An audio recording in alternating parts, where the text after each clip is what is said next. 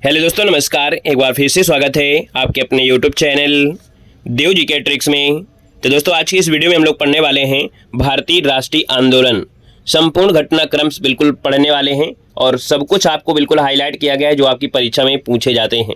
Video को पूरा देखेंगे और पूरा देखेंगे तो आपको कंप्लीट यहाँ पर देखा जाए तो आपको रिवीजन आपका हो जाएगा। बाकी इसी प्रकार से टॉपिक वाइज आपकी क्लासें आपको आ जाएंगी, जिससे आपके लगभग सभी टॉपिक आपके कंप्लीट हो जाएंगे।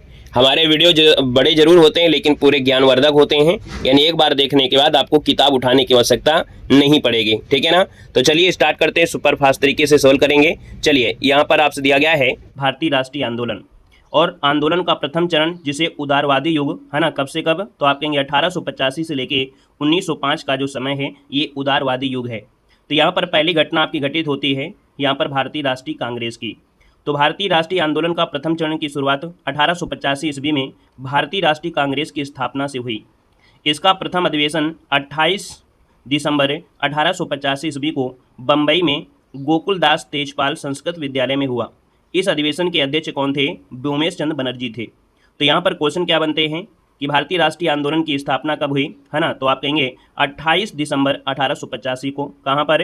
तो आपके बम्बई में जो गोकुलदास तेजपाल संस्कृत विद्यालय है वहाँ पर हुआ और इसके अध्यक्ष कौन थे? व्योमेश चंद्र बनर्जी थे। अगला पॉइंट दिया गया है कि इसमें 72 प्रतिनिधियों ने भाग लिया था। इसमें 72 प्रतिनिधियों ने भाग लिया था।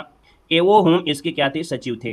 कांग्रेस की स्थापना का श्रेय अंग्रेज सेवानिवृत्त अधिकारी ऑक्टेवियन ह्यूम को दिया जाता है। तो कभी क्वेश्चन पूछे कि जो कांग्रेस की स्थापना का श्रेय है वो किसको जाता है, तो याद रखिएगा ऑक्टेवियन ह्यूम को जाता है। आते हैं, अगला घटना आपकी आती है जो कि आंदोलन का द्वितीय चरण क्रांतिकारी युग 1905 से लेके 1919। तो यहाँ पर देखिएगा बाल गंगाधर तिलक, अरविंद घोष, बिपिन चंद्र पाल, लाला लाजपत राय आदि कांग्रेस के प्रमुख उग्रवादी नेता थे। तो कभी कभी ये भी क्वेश्चन पूछ लेता है कि इसमें उग्रवादी नेता कौन है, तो कहेंगे बाल गंगाधर तिलक, अरविंद घोष, बिपिन चंद्र पाल, लाला लाजपत राय, ये कांग्रेस के उग्रवादी नेता थे। यहाँ पर अगला पॉइंट आपसे बहुत आईएमपी है कि भारत में उग्रवाद के उदय का श्रेय जो जाता है किसको जाता है, तो बाल गंगाधर तिलक को जाता है। नेक्स्ट पॉइंट यहाँ पर देखा जाए तो तिलक ने गणपत महोत्सव, शिवाजी महोत्सव प्रारंभ किया। स्वराज, है ना, यहाँ पर देख सकते हैं स्वराज कामा स्वदेशी कामा बहिष्कार का नारा सर्वप्रथम तिलक ने ही दिया था। अगला पॉइंट आपसे दिया गया है कि भारतीय राष्ट्रीय आंदोलन के इस चरण में लाल बाल पाल ये तीन प्रमुख स्तंभ आपके रहे हैं। याद रखिएगा लाल बाल पाल, है ना, ये क्वेश्चन बहुत पूछा जाता है। और अगला पॉइंट आपसे दिया गया है कि आंदोलन के इस चरण में क्रांतिकारी आतंकवाद के प्रमुख केंद्र कौन थे, तो बंगाल, पंजाब और आपका महाराष्ट्र हो जाएगा। यहाँ पर देखिएगा कि इस चरण में क्रांतिकारियों ने तिलक द्वारा बताए गए मार्ग को अपना आदर्श घोषित किया, अर्थात तिलक ने यहाँ पर उग्रवाद का, है ना, यहाँ पर देखा जाए श्रेय है। तो कहीं ना कहीं जो आपके जो तिलक ने अपना मार्ग बताया उसी को सबने आदर्श माना और उन्हीं के राह में सभी लोग चलने लगे। यहाँ पर याद रखिएगा कभी कभी क्वेश्चन पूछेगा कि जो आपके बाल लाल पाल हैं, है ना, इनका तीनों नाम पूछ लेता है। आप कहेंगे लाला लाजपत राय, बाल गंगाधर तिलक, बिपिन चंद्र पाल, है ना, ये तीनों नाम आपको याद रखना है। आते हैं, अगली घटना आती है बंगाल विभाजन 1905। तो बंगाल में राष्ट्रीय एकता को कमजोर करने के उद्देश्य से लॉर्ड कर्जन ने 20 जुलाई 1905 ईस्वी को बंगाल विभाजन निर्णय की घोषणा किया। वहीं पर देखा जाए तो आपके 16 अक्टूबर 1905 ईस्वी को बंगाल विभाजन का निर्णय प्रभावी हो गया। बंगाल विभाजन के विरोध में कांग्रेस ने 7 अगस्त 1905 ईस्वी को कलकत्ता के टाउन हॉल में स्वदेशी आंदोलन की क्या कर दिया, घोषणा किया और बहिष्कार प्रस्ताव पारित किया। यहाँ पर देखिए ये जो डेट आपको याद रखना है, जो आपका 20 जुलाई 1905 को बंगाल विभाजन निर्णय हुआ। वहीं पर देखा जाए तो आपके 16 अक्टूबर 1905 को बंगाल विभाजन का निर्णय क्या हो गया, प्रभावी हो गया। अगली डेट याद रखना है कि बंगाल विभाजन के विरोध में कांग्रेस ने क्या किया, 7 अगस्त 1905 ईस्वी को कलकत्ता के टाउन हॉल में स्वदेशी आंदोलन की घोषणा की, ठीक है ना, और बहिष्कार प्रस्ताव पारित किया। नेक्स्ट पॉइंट दिया गया है कि स्वदेशी और बहिष्कार आंदोलन को बाल गंगाधर तिलक, लाला लाजपत राय और अरविंद घोष ने पूरे देश में फैलाया। तो याद रखिएगा कि जो स्वदेशी आंदोलन है, बहिष्कार है, इसका पूरे भारत में किसने फैलाया, तो बाल गंगाधर तिलक, लाला लाजपत राय और अरविंद घोष ने पूरे देश में फैलाया। अगला पॉइंट यहाँ पर देखो दिया गया है कि बहिष्कार आंदोलन के अंतर्गत न केवल विदेशी वस्तुओं का बहिष्कार किया गया अपितु स्कूलों, अदालतों, उपाधियों और सरकारी नौकरी आदि का भी बहिष्कार किया गया था। स्वदेशी आंदोलन में स्कूली छात्रों की सर्वाधिक प्रतिभागिता जो आपकी है प्रतिभा देखी गई। मतलब देखा जाए तो सरकारी जो आपका ये स्वदेशी आंदोलन हुआ था तो स्कूल के छात्र ने भी बढ़ चढ़ के हिस्सा लिया और इस आंदोलन में यहाँ पर अपनी सक्रियता बनाए रखी। अगला पॉइंट यहाँ पर दिया गया है कि अंततः 1911 ईस्वी में दिल्ली दरबार में बंगाल विभाजन रद्द करना पड़ा। तो क्वेश्चन पूछे कि बंगाल विभाजन कब रद्द हुआ था, तो 1900 याद रखिए 11 को दिल्ली दरबार में बंगाल विभाजन रद्द करना पड़ा। आते हैं अगली घटना आती है मुस्लिम लीग की स्थापना 1906। ढाका के नवाब सलीमुल्लाह के नेतृत्व में 30 दिसंबर 1906 ईस्वी को ढाका में आयोजित एक बैठक में नवाब वकार उल मुल्क की अध्यक्षता में मुस्लिम लीग की स्थापना हुई। मुस्लिम लीग के प्रथम अध्यक्ष कौन थे, तो आपके आगा खां थे। तो यहाँ से क्वेश्चन बहुत बनता है कि पहली जो आपकी कह सकते हैं बैठक हुई थी वो आपके ढाका में हुई थी, और याद रखिएगा कि ये जो आपका आयोजित हुआ था 30 दिसंबर 1906 को हुआ था। मुस्लिम लीग के प्रथम अध्यक्ष कौन थे, तो आपके आगा खां थे। यहाँ पर देख सकते हैं कि 1907 में मुस्लिम लीग का वार्षिक अधिवेशन हुआ, और ये कहाँ पर, पाकिस्तान के कराची में हुआ था। कहाँ पर, पाकिस्तान के कराची में हुआ था 1907 का मुस्लिम लीग का वार्षिक जो आपका अधिवेशन है। क्वेश्चन पूछा गया है, ठीक है ना। अगला पॉइंट आपसे दिया गया है कि 1906 में लखनऊ समझौते के पश्चात कांग्रेस व मुस्लिम लीग ने एक ही मंच पर कार्य करने का फैसला लिया। यहाँ पर देखिए अगला पॉइंट आपका आ गया है कौन सा, 1907, जो कि यहाँ पर कांग्रेस का सूरत अधिवेशन। राष्ट्रीय आंदोलन की उग्रता के साथ साथ कांग्रेस के उदारवादी जैसे कि दादा भाई नौरोजी हैं, है ना, ये आपके उदारवादियों में आते हैं, दादा भाई नौरोजी, सुरेंद्र नाथ बनर्जी, गोपाल कृष्ण गोखले, है ना, और उग्रवादियों में लाला लाजपत राय, बिपिन चंद्र पाल, साथ में बाल गंगाधर तिलक के जो मध्य मतभेद था, है ना, वो व्यापक होते जा रहे थे, जिसके परिणाम स्वरूप 1907 के भारतीय राष्ट्रीय कांग्रेस की सूरत अधिवेशन में कांग्रेस उदारवादी और उग्रवादी नामक दो गुटों में बट गया था। तो आप कहेंगे जो आपका नरम दल है या गरम दल है या उदारवादी और उग्रवादी, ये दो गुट आपके बने थे कांग्रेस के सूरत अधिवेशन 1907 में। हमने आपको बताया था ये क्वेश्चन बहुत पूछा जाता है, किसी की सूरत ना लगे तो उससे दूरियां बना लेते हैं। तो आप कहेंगे सात से सूरत और सात से क्या हो गया, सात। 1907 में ये क्या हो गए, अलग हो गए। फिर आती है अगली घटना लखनऊ पैक्ट 1916, जो कि इस कह सकते हैं जो लखनऊ में कांग्रेस का अधिवेशन हुआ था, अंबिका चरण मजूमदार ने किया था। और यहाँ पर देख सकते हैं मुस्लिम लीग और कांग्रेस के लखनऊ अधिवेशन में यह योजना क्या हो गई, स्वीकृति हो गई। लखनऊ अधिवेशन में हुए जो गरम दल है, नरम दल में क्या हो गया, पुनर्मिलन की प्रक्रिया हो गई, जिसमें बाल गंगाधर तिलक और एनी बेसेंट का महत्वपूर्ण योगदान था। कभी पूछे कि जो लखनऊ पैक्ट हुआ था इसमें से जो कांग्रेस के जो नरम दल और गरम दल थे, तो इनको मिलाने में महत्वपूर्ण भूमिका किसकी घटी, तो यहाँ पर बाल गंगाधर तिलक और एनी बेसेंट की महत्वपूर्ण योगदान रहा था। वहीं पर देखा जाए लखनऊ पैक्ट द्वारा कांग्रेस ने पहली बार मुस्लिमों के लिए पृथक निर्वाचन मंडल की मांग को औपचारिक रूप से स्वीकार किया। मतलब ये 1916 का जो अधिवेशन हुआ उसमें एक घटना हुई कि लखनऊ पैक्ट में जो पहली बार मुस्लिमों के लिए पृथक निर्वाचक मंडल की मांग को औपचारिक रूप से स्वीकार किया गया, जो कि कालांतर में कांग्रेस की ये सबसे बड़ी भूल हो गई, है ना। ये क्वेश्चन पूछेगा, है ना। अगला क्वेश्चन दिया गया है कामागाटू मारू, एक घटना घटित होती है, ये 1914 में घटित होती है कि कामागाटा मारू जो नामक एक जहाज था, याद रखिए कभी कभी क्वेश्चन पूछेंगे आपका है क्या, तो कामागाटा मारू नामक जहाज को बाबा गुरुदत्त सिंह ने किराए पर लिया। इस जहाज को कनाडा में प्रवेश नहीं मिला, मतलब ये लोग जब कनाडा गए तो इस जहाज को कनाडा में प्रवेश नहीं मिला। अंततः 351 यात्रियों के साथ यह जहाज भारत आया और हुगली के बजबज बंदरगाह पर पहुंचा।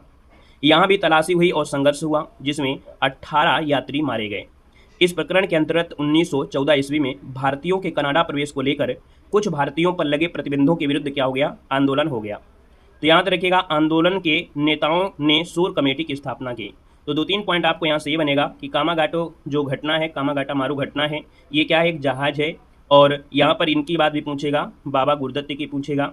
कहाँ पर इनको प्रवेश नहीं मिला, तो कनाडा में प्रवेश नहीं मिला था। जब ये वापस आया तो कहाँ पर आया था, तो हुगली के बजबज बंदरगाह पर आया था, है ना। यहाँ पर संघर्ष हुआ और 18 यात्री मारे गए थे, याद रखिएगा। और इसी घटना के तहत याद रखिए एक कमेटी की स्थापना हुई, शोर कमेटी की स्थापना हुई।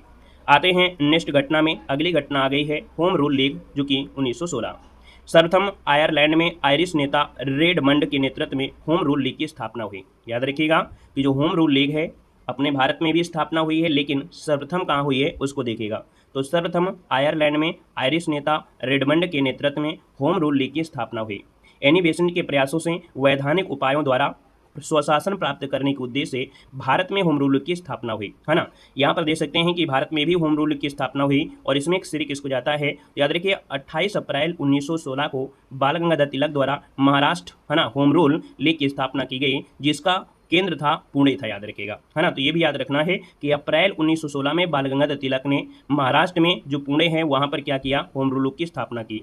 वहीं पर सितंबर 1916 में एनी बेसेंट द्वारा मद्रास में अखिल भारतीय होम रूल की स्थापना हुई। तो इसका मतलब ये है, अगर पूछे कि बाल गंगाधर तिलक ने पहले किया था कहाँ पर, महाराष्ट्र के पुणे में, वहीं पर एनी बेसेंट ने यहाँ पर Akhil Bharatiya home rule league की स्थापना किया, है ना। तो आप कहेंगे सर सितंबर 1916 में। दोनों चीज़ आपको याद रखना है।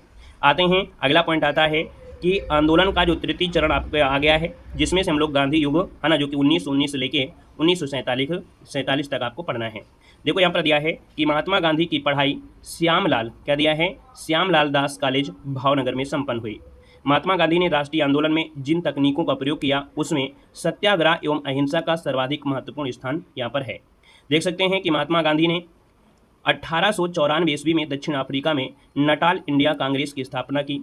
1906 में महात्मा गांधी ने सर्वप्रथम दक्षिण अफ्रीका में यहाँ पर अवज्ञा आंदोलन जो आपका है प्रारंभ किया, जिसे सत्याग्रह यहाँ पर नाम दिया गया था। गांधी जी के बारे में आपको अलग से डिटेल से आपको यहाँ पर मिलेगा, है ना। उनके जन्म से रिलेटेड, उनके पूरे पारिवारिक से संबंधित, उनकी डिग्री हो गया, ये जो आपके कह सकते हैं गए थे दक्षिण अफ्रीका, वो सब चीज़ आपको डिटेल से नेक्स्ट वीडियो में जो आपका गांधी जी से मिलेगा वो स्पेशल आपको मिलेगा। यहाँ पर जो घटनाक्रम है वो भारतीय राष्ट्रीय कांग्रेस से घटनाक्रम से जुड़े हुए हैं, इसलिए यहाँ पर हम लोग जो जरूरी है वो हम लोग पढ़ते हुए चलेंगे। बाकी जो कुछ क्वेश्चन होंगे वो ऑब्जेक्टिव क्वेश्चन के साथ उनको हम लोग सॉल्व करेंगे।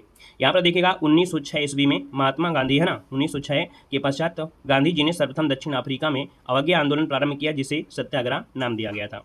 दक्षिण अफ्रीका में गांधी जी ने अपनी विचारधारा को प्रचारित और प्रसारित करने के लिए फिनिक्स जो आपका है आश्रम, है ना, फिनिक्स फार्म, ये 1904 में, और टॉल स्टाई फार्म 1910 में की स्थापना इन्होंने किया। तो ये क्वेश्चन पूछेगा फिनिक्स स्थापना कब हुई थी, 1904 में। टॉल स्टाई की स्थापना कब हुई थी, तो 1910 में इन्होंने किया था। यहाँ पर अगला पॉइंट दिया गया है कि गांधी जी ने अपने सामाजिक आदर्शों का उल्लेख अपनी पुस्तक हिंद स्वराज जो कि 1909 में यहाँ पर किया है। तो याद रखिएगा अपने सामाजिक जो आदर्श हैं इनका उल्लेख किसमें किया है, तो इनकी पुस्तक का नाम है हिंद स्वराज जो कि 1909 में लिखी गई थी। दक्षिण अफ्रीका में रहने की अवधि में महात्मा गांधी ने इंडियन ओपिनियन नामक समाचार पत्र का प्रकाशन किया। तो याद रखिएगा इंडियन ओपिनियन समाचार पत्र किसका है, तो आप कहेंगे महात्मा गांधी का है। कहाँ पर प्रचार प्रसार किया, तो आपके दक्षिण अफ्रीका में। महात्मा गांधी की एक अन्य पुस्तक का नाम है एक्सपेरिमेंट विद माई ट्रूथ, मतलब सत्य के साथ मेरे प्रयोग। अगला है कि 1893 में दक्षिण अफ्रीका जाने के बाद, है ना, कब गए थे, 1893 में दक्षिण अफ्रीका जाने के बाद महात्मा गांधी ने वर्ष 1915 के, है ना, प्रारंभ में भारत लौटे। मतलब ये गए थे आपके 1893 में और इसके बाद आए थे आपके 1915 में। तो जब ये 1893 में दक्षिण अफ्रीका के पीटर्सबर्ग में रेलवे स्टेशन से जब जा रहे थे, तो भैया पीटर्सबर्ग रेलवे स्टेशन से गांधी जी को ट्रेन से फेंक दिया गया था, है ना, क्योंकि काले गोरे की वजह से, है ना। तो यहाँ पर मतलब इनको पीटर्सबर्ग रेलवे स्टेशन से इनको फेंक दिया गया था। यहाँ पर देख सकते हैं कि भारत वापस आने के बाद सर्वप्रथम वो अपने राजनीतिक गुरु गोपाल कृष्ण गोखले से मिले। मतलब ये घटना आपके यहाँ से हो जाती है। इसके विरुद्ध इन्होंने काफ़ी संघर्ष भी किया, काफ़ी सत्याग्रह भी चलाए। उसके बाद जब समय पीरियड पूरा हुआ तो ये क्या हुआ, जब भारत वापस आए तो भारत वापस आने के बाद सर्वप्रथम वो अपने राजनीतिक गुरु, याद रखिएगा कि महात्मा गांधी के राजनीतिक गुरु कौन थे, तो यहाँ पर गोपाल कृष्ण गोखले थे। गोखले ने गांधी जी को आदेश दिया कि वह भारत में एक वर्ष कान खोलकर, है ना, और मुंह बंद कर करके भ्रमण करें। मतलब ये है कि जब 1915 में यहाँ पर महात्मा गांधी आए और अपने राजनीतिक गुरु गोपाल कृष्ण गोखले से मिले, तो उन्होंने कहा कि आप सिर्फ एक साल क्या करिए, कान खोल कर, है ना, सब सुनते जाइए और मुंह बंद करके, है ना, पूरा भ्रमण करिएगा। आपको न लड़ाई झगड़ा की आवश्यकता यहाँ पर नहीं है, ठीक है ना। और यहाँ पर अगला पॉइंट आपका आता है कि वायसराय लॉर्ड लिनलिथगो ने महात्मा गांधी को राजनीतिक फिरौती कहा। क्वेश्चन पूछे कि महात्मा गांधी को राजनीतिक फिरौती किसने कहा, तो आपके लॉर्ड लिनलिथगो ने कहा था। ब्रिटिश प्रधानमंत्री विंस्टन चर्चिल ने गांधी को अधनंगे फकीर की संज्ञा दिया। तो अधनंगा फकीर किसने कहा है, तो विंस्टन चर्चिल ने कहा है, जो कि ब्रिटिश के प्रधानमंत्री थे। अगला पॉइंट यहाँ पर दिया गया है कि चर्चिल ने भारत छोड़ो आंदोलन के समय गांधी के रिहाई के संबंध में कहा था कि जब हम हर जगह जीत रहे हैं, ऐसे वक्त में हम एक कमबख्त बुढ़े के सामने कैसे झुक सकते हैं जो हमेशा हमारा दुश्मन रहा है। ये किसने कहा, तो आपके चर्चिल ने कहा था, याद रखिएगा। अगला पॉइंट यहाँ पर आते हैं कि 1944 में महात्मा गांधी के 75वें जन्मदिवस पर अल्बर्ट आइंस्टीन ने लिखा था, आने वाली नस्लें शायद मुश्किल से ही विश्वास करेंगी कि हार्ड मांस से बना हुआ कोई ऐसा व्यक्ति भी धरती पर चलता फिरता था। मतलब देखा जाए तो महात्मा गांधी हर जगह टांग अड़ा देते थे, अर्थात कहीं भी अगर गलत होता था तो गांधी जी वहाँ पर टांग अड़ा देते थे। तो अंग्रेजों के नाक में दम कर रखा था। तो उनमें से देखा जाए तो आपके जो अल्बर्ट आइंस्टीन हैं, इनके 75वें जन्मदिन पर एक शब्द कहा, है ना, क्योंकि गांधी जी दुबले पतले थे ही थे। तो कहा कि आने वाली जो नस्लें हैं शायद ही मुश्किल से विश्वास करेंगे कि जो वही दुबला पतला हार्ड मांस से बना हुआ एक ऐसा व्यक्ति है जो धरती पर चलता फिरता भी है ना। तो ये आपके अल्बर्ट आइंस्टीन ने कहा था। आते हैं नेक्स्ट पॉइंट में कि महात्मा गांधी ने अपना पहला जन भाषण कब दिया था। तो महात्मा गांधी ने अपना पहला जन भाषण 1916 ईस्वी में वाराणसी के काशी हिंदू विश्वविद्यालय में दिया था। हमने कहा भी था कि काशी हिंदू विश्वविद्यालय की स्थापना का जो श्रेय है किसको जाता है, तो आपके महात्मा गांधी को जाता है। हमने यूपी जीके में आपको पढ़ाया भी है। अगला पॉइंट आता है महात्मा गांधी ने 1915 में अहमदाबाद नगर के बाहर साबरमती आश्रम की स्थापना किया। यहाँ पर देखिएगा कि साबरमती आश्रम से लेकर काफ़ी आपको दिक्कतें होती हैं। याद रखिए जब एक साल वो घूमे थे, है ना, जब 1915 में आए तो एक साल जब घूमे थे तो यहाँ पर जब स्थापना किए साबरमती आश्रम तो इसका नाम साबरमती आश्रम नहीं था। ठीक है, साबरमती आश्रम नहीं था, तो इसलिए आपको यहाँ पर कन्फ्यूज नहीं होना है। ठीक है ना। अगला पॉइंट दिया गया है कि भारतीय स्वतंत्रता 15 अगस्त 1947 के समय महात्मा गांधी कलकत्ता के नोआखली में आपके थे। याद रखिएगा कि भारतीय स्वतंत्रता जब 15 अगस्त 1947 आया तो उस समय महात्मा गांधी कलकत्ता के नोआखली में आपके थे। यहाँ पर अगला पॉइंट दिया गया है कि वायसराय माउंटबेटन ने गांधी को वन मैन बाउंड्री फोर्स की संज्ञा दिया। तो याद रखिएगा यहाँ पर फिर से गांधी को एक नई संज्ञा मिलती है, एक नया नाम मिलता है, वन मैन बाउंड्री फोर्स। किसने कहा था, तो माउंटबेटन ने कहा था। महात्मा गांधी ने यरवरदा जेल को मंदिर कहा था। कभी ये भी क्वेश्चन पूछे कि भैया यरवरदा जो जेल है ना, इसको मंदिर कहा था किसने, महात्मा गांधी ने कहा था। आते हैं अगले पॉइंट में। अगला पॉइंट आता है कि महात्मा गांधी ने एकमात्र कांग्रेस अधिवेशन कर्नाटक का जो बेलगांव अधिवेशन है 1924 की अध्यक्षता की। तो आपसे ये क्वेश्चन बनेगा ही बनेगा, 100% बनता है कि महात्मा गांधी ने कांग्रेस के कितने अधिवेशन में अध्यक्षता किया। तो आप कहेंगे मात्र एक अधिवेशन में अध्यक्षता किया था, वो भी कौन सा है, तो कर्नाटक का जो बेलगांव अधिवेशन है 1924 में। महात्मा गांधी देख सकते हैं कि महात्मा गांधी का कहना था कि विदेशी वस्त्रों की बर्बादी ही उसके साथ सर्वोत्तम व्यवहार है ना। मतलब अगर विदेशी जो वस्त्र वगैरह है अगर उनको बर्बाद किया जाए या उनको ना पहना जाए, बहिष्कार किया जाए, तो कहीं ना कहीं सबसे बड़ी ठेस उनको पहुँचेगी लोगों को, या जो आपके अंग्रेज लोग हैं। तो इसीलिए उन्होंने कहा कि सबसे बड़ा व्यवहार आपका यही है कि उनकी क्या करें, बर्बादी करें। महात्मा गांधी की मृत्यु के पश्चात जवाहरलाल नेहरू ने कहा था कि हमारे जीवन से प्रकाश चला गया। तो क्वेश्चन कभी कभी ये भी पूछता है जब महात्मा गांधी की मृत्यु हो गई तो ये शब्द किसने कहा था कि हमारे जीवन से प्रकाश चला गया, तो आपकी किसने, तो जवाहरलाल नेहरू ने कहा था। आते हैं अगले पॉइंट में। अगला पॉइंट यहाँ पर देख सकते हैं चंपारण सत्याग्रह 1917। बाकी हमने कहा है कि गांधी जी के बारे में अलग से आपको और अच्छी डिटेल से आपको पढ़ने को मिलेगा, है ना। यहाँ पर देखिएगा सत्याग्रह आंदोलन है कौन, चंपारण सत्याग्रह आंदोलन 1917 है। 1916 के लखनऊ अधिवेशन या लखनऊ कांग्रेस के अधिवेशन में राजकुमार शुक्ल से महात्मा गांधी से मिले। मतलब क्या हुआ कि जब 1916 का लखनऊ अधिवेशन था तो वहाँ पर याद रखिएगा राजकुमार शुक्ल नाम के एक व्यक्ति थे जो महात्मा गांधी से मिले, है ना, और मिलकर चंपारण के जो किसान थे उनकी दुर्दशा बताया। तो 1917 में गांधी जी ने सत्याग्रह का पहला बड़ा प्रयोग बिहार के चंपारण जिला में किया। यहाँ नील की खेती करने वाले किसानों पर यूरोपीय मालिक बहुत अत्याचार करते थे। किसानों को अपनी जमीन के कम से कम 3/20 भाग पर अर्थात तो यहाँ पर खेती करने के लिए, वो भी नील की खेती करने के लिए कहते थे, जिसे तिनखटिया प्रणाली कहते हैं। अब यहाँ पर देख सकते हैं मालिकों द्वारा तय दाम पर बेचना भी पड़ता था। बड़ी दिक्कत थी, एक तो देखा जाए खेत खराब होता है, जब नील की खेती होती है तो नील की खेती वाला जो खेत होता है वो खराब होने लगता है, और उसमें भी देखा जाए अंग्रेजों के दबाव से कम 3/20 भाग पर नील की खेती भी करना है, और मालिकों द्वारा देखा जाए तो जो दाम है वो भी आपको तय करेंगे तो वो बेच पाएंगे, है ना। तो भैया देखा जाए तो इस आंदोलन के कारण सरकार को पीछे हटना पड़ा, है ना, और किसानों के हक में फैसला हुआ। अर्थात जब गांधी जी आए तो यहाँ पर आंदोलन छेड़ दिया, और इसके बाद यहाँ पर देखा जाए इस आंदोलन में सरकार जो आपकी थी, है ना, यहाँ पर अंग्रेज सरकार वो पीछे हटी और किसानों के हक में यहाँ पर फैसला हुआ। और इस सत्याग्रह के सफल होने के पश्चात रविन्द्रनाथ टैगोर ने गांधी को महात्मा की उपाधि दी। तो क्वेश्चन ये बनता है कि भैया महात्मा गांधी को जो आपके महात्मा का जो उपाधि है वो किसने दिया था, रविन्द्रनाथ टैगोर ने दिया था, याद रखिएगा। अगला है कि एनजी रंगा ने चंपारण सत्याग्रह में महात्मा गांधी का विरोध किया। तो भैया देखा जाए तो सब सपोर्ट में थे, लेकिन एक व्यक्ति हैं एनजी रंगा। एनजी रंगा ने चंपारण सत्याग्रह में महात्मा गांधी को क्या किया था, विरोध किया था।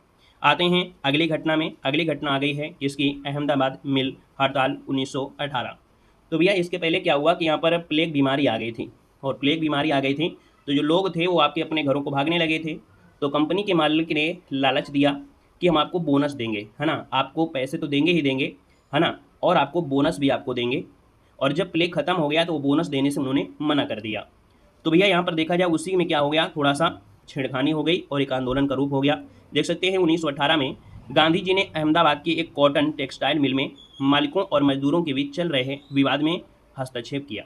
21 दिन की हड़ताल के बाद मिल मालिकों ने 35% मजदूरी बढ़ानी स्वीकार किया। हमने बताया कि यहाँ पर प्लेग की वजह से क्या हो गए थे, लोग ही नहीं रह गए थे, तो उनको लालच देने के लिए उनको रख लिया। जब प्लेग खत्म हुआ तो कह रहे हैं अब हम आपको नहीं देंगे, तो वही बोनस दिलाने के लिए यहाँ पर देखा जाए तो इन्होंने क्या किया, एक आंदोलन खड़ा किया। और यहाँ पर देखा जाए तो भैया 21 दिन का बड़ा हड़ताल था, गांधी जी भूख हड़ताल भी किए थे यहाँ पर, और काफ़ी बड़ा ये आपका कह सकते हैं हड़ताल आपका रहा था। आते हैं अगला पॉइंट में, पॉइंट दिया गया है कि खेड़ा सत्याग्रह 1918 में गांधी जी ने गुजरात के खेड़ा जिले में, है ना, जो फसल थी वो चौपट हो जाने पर सरकार द्वारा छूट दिए जाने के कारण किसानों को समर्थन किया। यहाँ पर देख सकते हैं सरकार ने आदेश दिया कि लगान उन्हीं किसानों से वसूला जाए जो इसका भुगतान कर सकते हैं। मतलब ये हुआ था कि यहाँ पर फसल चौपट हो गई थी, सूखा आ गया था जिससे फसल हो नहीं पाई थी, और अंग्रेज सभी से क्या कर रहे थे, सभी से वसूल रहे थे जो आपके टैक्स होता है। लेकिन जो जिनके पास हुआ ही नहीं तो वो कैसे देंगे, तो उसी में बड़ी समस्या आ गई। तो इसमें क्या हुआ, आंदोलन हुआ, गांधी जी ने इनमें समर्थन किया, और इसके बाद सरकार ने मजबूरन आदेश दिया कि हम लगान उन्हीं किसानों से लेंगे, है ना, जो इसका भुगतान कर सकते हैं, सभी से नहीं लिया जाएगा। आते हैं अगला पॉइंट आता है, अगला पॉइंट आ गया है Rowlatt act 1919। Viceroy Montagu Chelmsford के समय में 1918 ईस्वी में गठित सर सिडनी रॉलेट समिति की सिफारिश के आधार पर फरवरी 1919 में केंद्रीय विधान परिषद द्वारा, किसके द्वारा, केंद्रीय विधान परिषद द्वारा एक विधेयक पारित किया गया जिसे रॉलेट एक्ट के नाम से जाना जाता है। इस एक्ट द्वारा अंग्रेजी सरकार जिसको चाहे जब चाहे बिना मुकदमा चलाए जेल में बंद कर सकती थी। तो जो रॉलेट एक्ट आया था 1919 में, ये क्या था कि भैया किसी भी व्यक्ति पर, है ना, जब चाहे बिना मुकदमा चलाए जेल में बंद कर देती थी। तो यहाँ पर देख सकते हैं, इसलिए भारतीय जनता ने इसको क्या कहा, काला कानून कहा, बिना वकील, बिना दलील, बिना अपील का कानून कहकर इसकी आलोचना किया। गांधी जी ने रॉलेट एक्ट के विरुद्ध सत्याग्रह 6 अप्रैल 1919 में किया था। तो याद रखिएगा, गांधी जी ने रॉलेट एक्ट के विरुद्ध सत्याग्रह कब किया था, 6 अप्रैल 1919 को किया था।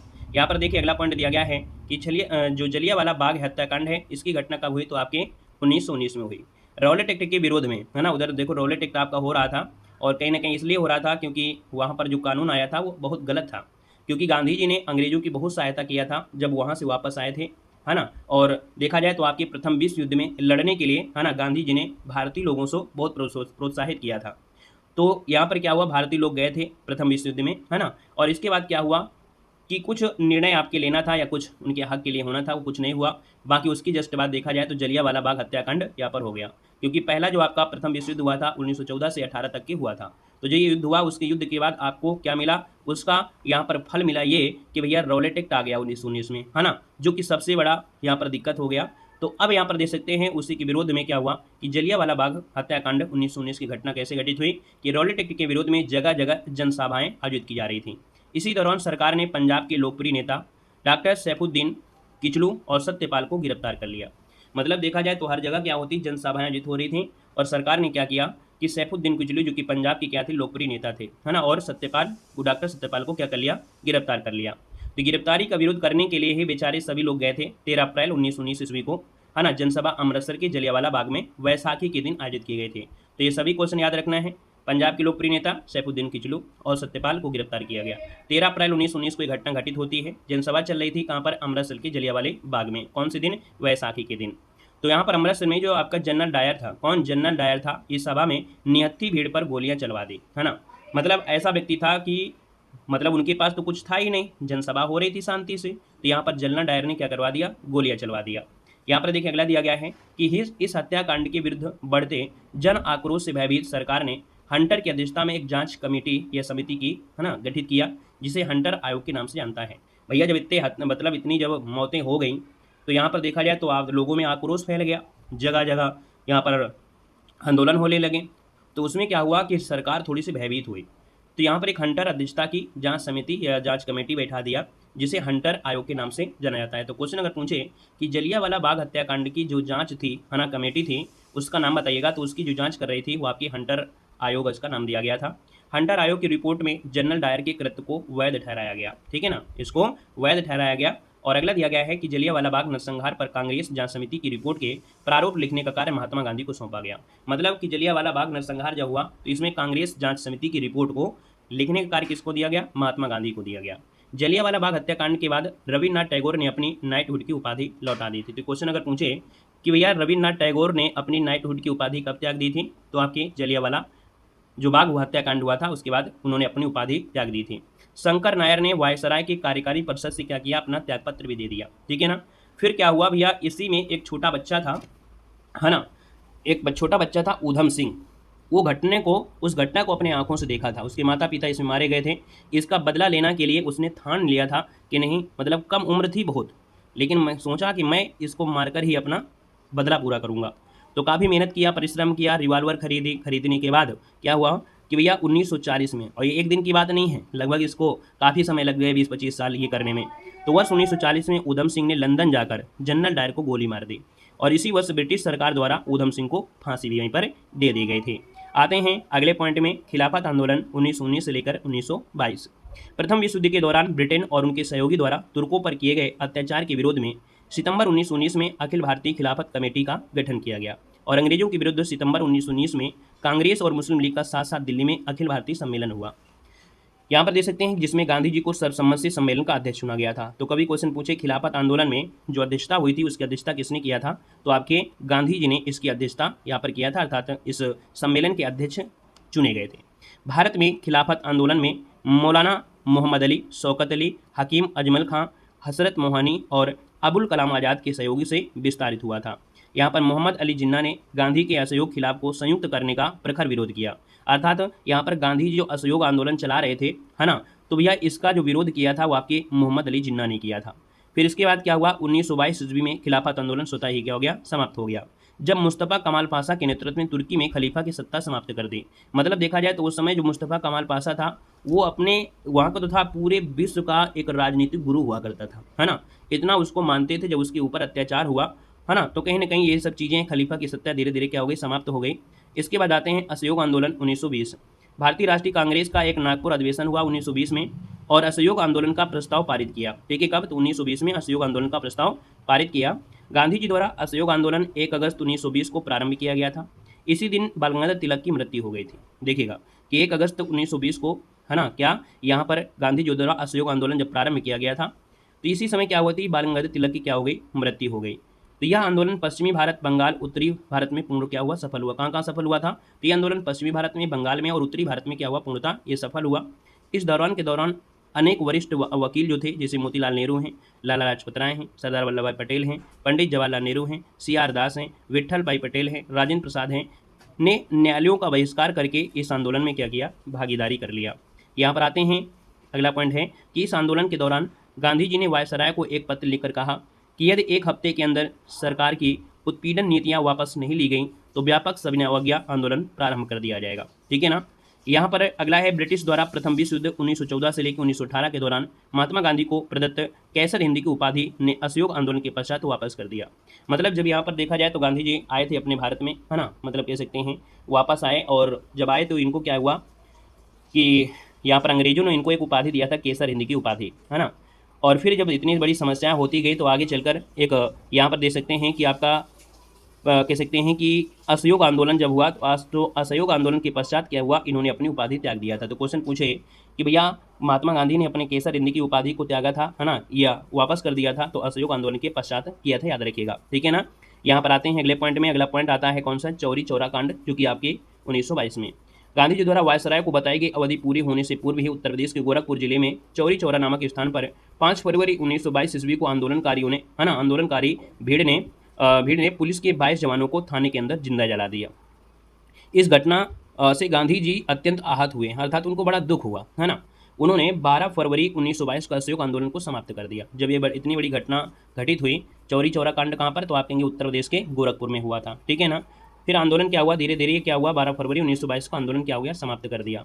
आंदोलन समाप्त होते ही सरकार ने क्या किया, 10 मार्च 1922 को गांधी जी को गिरफ्तार कर लिया, और असंतोष, है ना, भड़काने के अपराध में 6 वर्ष की इनको सजा दे दी गई थी। ठीक है, कितने, 6 वर्ष की इनकी सजा यहाँ पर दे दी गई थी, जब ये आंदोलन क्या हुआ, मतलब शांत हो गया था। और कहीं ना कहीं अंग्रेजों ने कहा कि तुमने असंतोष को भड़काया है ना, कुल मिला के यहाँ पर देखा जाए लोगों को भड़काया है, तो इस वजह से 6 वर्ष की इनको सजा दे दी गई।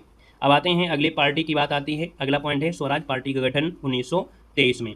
असहयोग आंदोलन की समाप्ति के पश्चात मार्च 1923 ईस्वी में मोतीलाल नेहरू और CR दास ने इलाहाबाद में स्वराज पार्टी की स्थापना किया। तो याद रखिए, जब असहयोग आंदोलन की समाप्ति हो गया उसके पश्चात मार्च 1923 में मोतीलाल नेहरू तथा CR दास ने इलाहाबाद में स्वराज पार्टी की क्या किया, स्थापना किया। सितंबर 1923 में दिल्ली में मौलाना जो आपके आज़ाद थे, इनके नेतृत्व में हुए कांग्रेस के विशेष अधिवेशन में स्वराज पार्टी को मान्यता दी गई। विशेष अधिवेशन मतलब होता है कि जैसे देखो दिसंबर में तो आपके होते थे, लेकिन जरूरत पड़ती थी तो आपके अधिवेशन और हो जाते थे। तो उसमें दिल्ली में एक विशेष अधिवेशन हुआ सितंबर में, है ना। और इसमें क्या हुआ, कांग्रेस के विशेष अधिवेशन में जो स्वराज पार्टी है इसको मान्यता भी यहाँ पर दे दी गई थी। तो क्वेश्चन आपको ढेर सारे बनेंगे कि स्वराज पार्टी की स्थापना, है ना, किसने किया, तो आपके मार्च 1923 में मोतीलाल नेहरू और सीआर दास ने, चित्तरंजन दास ने यहाँ पर किया था। मान्यता कब मिली थी, तो आपके सितंबर 1923 में दिल्ली का जो विशेष अधिवेशन था। आते हैं अगला पॉइंट में कि स्वराज पार्टी की राजनीति के फलस्वरूप, क्या स्वराज पार्टी की राजनीति के फलस्वरूप ही भारतीयों को सर्वप्रथम सांसद बनने का गौरव प्राप्त हुआ। मतलब स्वराज पार्टी के फलस्वरूप देखा जाए जो भारतीय थे, है ना, भारतीयों को सर्वप्रथम सांसद बनने का गौरव भी आपको प्राप्त हुआ। 1925 में सर्वप्रथम विट्ठल भाई पटेल का केंद्रीय विधानमंडल में चुना जाना, है ना, स्वराजियों की महत्वपूर्ण उपलब्धि हुई। मतलब केंद्रीय विधानमंडल में कौन चुने गए, विट्ठल भाई पटेल को चुना गया, ये आपके 1925 में। विट्ठल भाई पटेल सेंट्रल लेजिस्लेटिव असेंबली के प्रथम भारतीय अध्यक्ष आपके चुने गए थे। क्वेश्चन अगर पूछे तो आपको बताना है कौन है, आपके विट्ठल भाई पटेल हो जाएंगे। अगला पॉइंट आ गया है क्रांतिकारी आंदोलन। देखेगा कि अक्टूबर 1924 में रामप्रसाद बिस्मिल, सचिंद्र सन्याल और चंद्रशेखर आज़ाद ने कानपुर में एक क्रांतिकारी संस्था जिसका नाम है हिंदुस्तान रिपब्लिकन एसोसिएशन की स्थापना किया। किसने किया था, तो याद रखिए हिंदुस्तान रिपब्लिकन एसोसिएशन की स्थापना अक्टूबर 1924 में रामप्रसाद बिस्मिल, सचिंद्र सन्याल और चंद्रशेखर आज़ाद के नेतृत्व में हुआ। यहाँ पर इस संस्था ने क्या किया, 9 अगस्त 1925 को उत्तर रेलवे का जो 8 डाउन ट्रेन लखनऊ से सहारनपुर जाता है संभाग में, काकोरी नामक स्थान पर ट्रेन पर डकैती डाल दिया और सरकारी खजाना जितना था, है ना, अंग्रेजों के माध्यम से वो सब अंग्रेजों का जो था, है ना, उसको लूट लिया और इस घटना को काकोरी कांड का नाम दिया गया। तो सरकार ने काकोरी कांड के षड्यंत्र में शामिल 29 क्रांतिकारियों को बंदी बनाया, जिसमें रामप्रसाद बिस्मिल को गोरखपुर जेल में और अशफाक उल्लाह को फैजाबाद में, रोशन लाल को इलाहाबाद में और राजेंद्र लौड़ी को गोंडा में यहाँ पर क्या दी गई, फांसी दी गई थी, याद रखिएगा। तो इस घटना में कितने लोग आपके थे, 29 लोग यहाँ पर थे, याद रखिएगा। यहाँ पर ये पूछे कि भैया ये घटना कब घटित हुई, तो 9 अगस्त 1925 को हुई थी, याद रखिए घटना। अगला आता है कि साइमन कमीशन के विरोध के समय, देखा जाए इसी समय क्या हुआ, साइमन कमीशन वाले भी आ रहे थे। तो साइमन कमीशन के विरोध के समय लाला लाजपत राय पर लाठियों से प्रहार करवाने वाले सहायक पुलिस अधीक्षक सैंडर्स, है ना, जो कि लाहौर में 30 अक्टूबर 1928 को भगत सिंह, चंद्रशेखर आजाद और राजनीतिक गुरु की यहाँ पर हत्या हुई। मतलब ये पॉइंट आपका अलग से यहाँ पर आ गया है, ठीक है ना।